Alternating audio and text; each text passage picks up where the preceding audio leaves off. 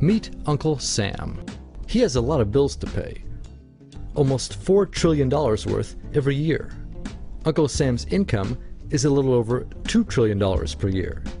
To make up the difference, the deficit, he does what most Americans do. He borrows money. When Uncle Sam takes out a loan, he calls it a bond. Bonds can be held by banks, investors, or even foreign governments. Uncle Sam has to promise to pay interest on these bonds, just as you do on any loan you take out. Ever think about paying your mortgage with your credit card? That's exactly what Uncle Sam does. He takes out new loans, new bonds, so that he can make payments on the old ones. All those loans, and especially all that interest, adds up. Right now, Uncle Sam owes about $14 trillion. To put that in perspective, 14 trillion is about the same as the national GDP, the total value of all the goods and services produced by the American economy in an entire year. It's such a huge amount of money that Uncle Sam is starting to run out of people to borrow from, and he's having trouble just paying the interest on his loans. The obvious solution would be to either cut spending or increase taxes. But if he cuts spending, the people that he's spending money on would complain that they don't have money to spend, and that he was hurting the economy. If he tried to raise taxes enough to close this gap, not only would people definitely have less money to spend, he'd probably have riots on his hands. So Uncle Sam chooses the easy way to make money. Just make it. He calls up the Federal Reserve, which is our central bank, and, like magic, dollars are created and deposited in banks all around America. The problem is that the more of something there is, the less it's worth. Same goes for the US dollar. The more dollars there are, the less each one will buy. That's why commodities like gasoline, food, and gold become more expensive when Uncle Sam does his money-making magic. The commodities aren't really worth more. Your money is just worth less. That's called inflation. Remember the foreign governments that lent money to Uncle Sam?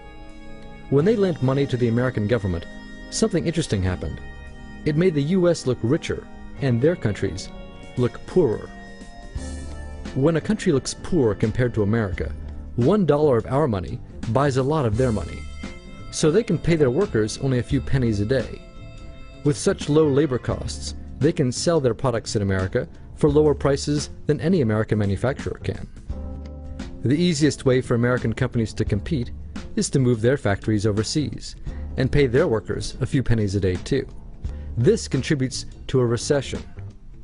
Americans lose their jobs, stop paying taxes, and start collecting government benefits like Medicaid and unemployment. This means that Uncle Sam has even less income and even more expenses.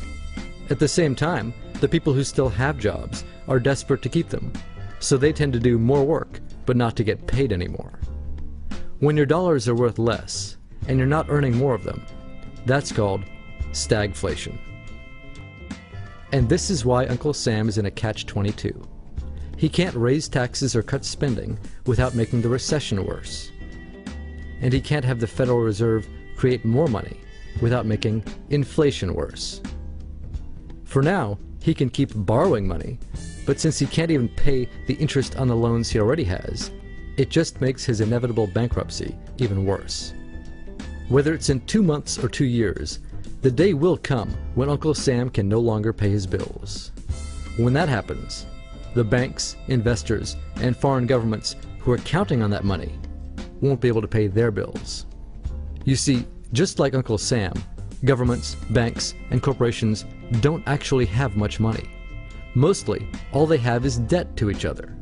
If one link in the debt chain stops paying, defaults, the whole thing falls apart. If investors can't pay their bills, corporations won't be able to pay their employees. If banks can't pay their bills, you won't be able to take out a loan, use a credit card, or even withdraw your savings. If foreign governments can't pay their bills, their own banks and corporations will have the same problems. That's called a global economic collapse. It's never happened before, so nobody really knows how bad it will be, how long it will last, or even how we'll eventually get out of it. The house of cards has already been built. There's no painless way to dismantle it now. All we can do is to educate each other about what's actually going on, and to prepare for what may be very extraordinary circumstances.